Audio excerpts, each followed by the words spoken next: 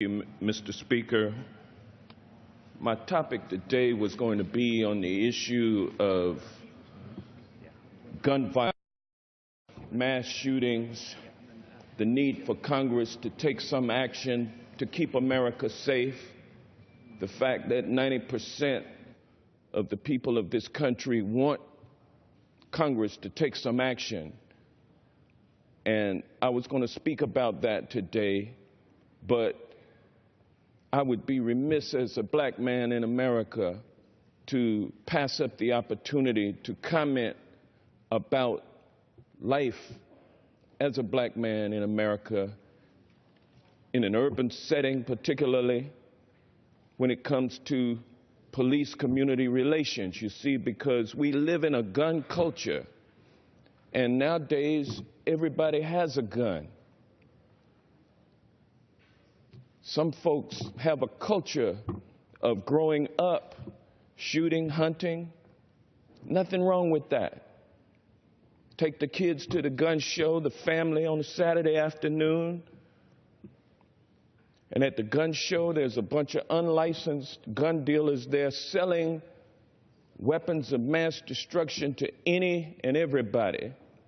That's a part of the culture because everybody wants a gun. Well, it's time for universal background checks. That's a simple piece of legislation, closing the gun show loophole, that loophole is bigger than the Goodyear blimp traveling sideways. That loophole is so big that you could fit the Goodyear blimp through it sideways, and it's worth nothing because unlicensed gun dealers can sell guns to any and everybody. Any and everybody can purchase a gun over the internet. No background check required.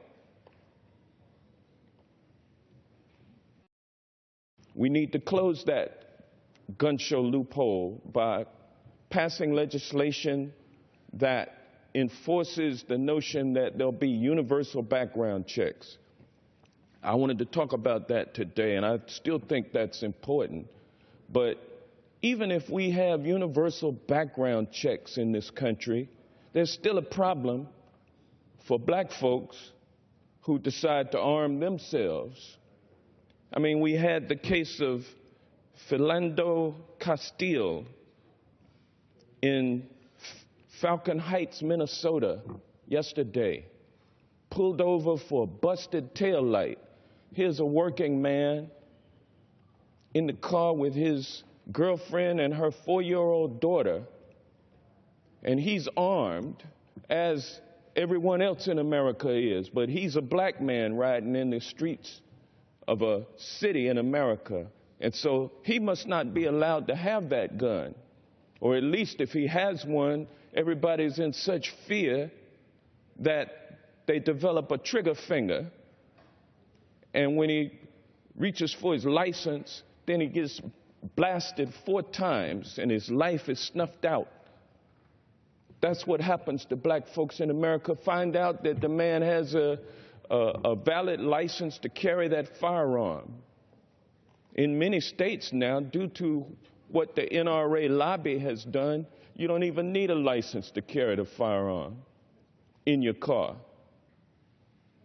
So the man was acting lawfully. He gets blasted. He's no longer with us.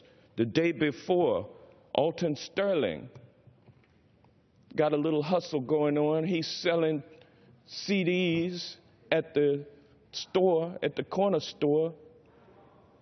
Why should he be allowed to have a weapon? He's got a weapon in his pocket. Everybody else has got a weapon in their pocket. But no, he's a black guy.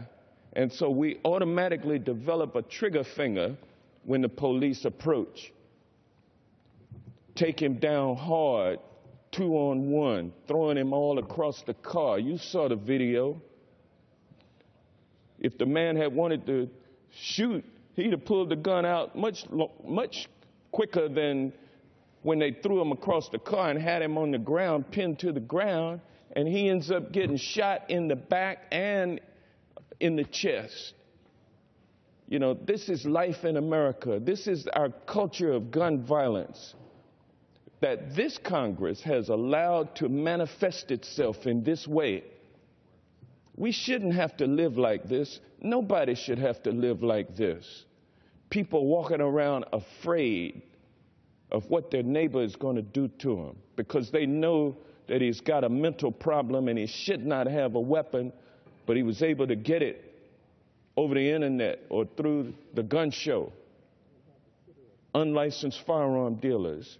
So weapons have proliferated into our society. We are now at war, not with a foreign enemy, but with ourselves, with our neighbor. It's not fair to any of us, but I tell you, when it coughs, when America coughs, black folks have always gotten pneumonia. Nowadays, when America coughs, black folks die. And it really has to stop, ladies and gentlemen. This is not the way that we should live. Gentleman's time has With that, I will expired. yield back.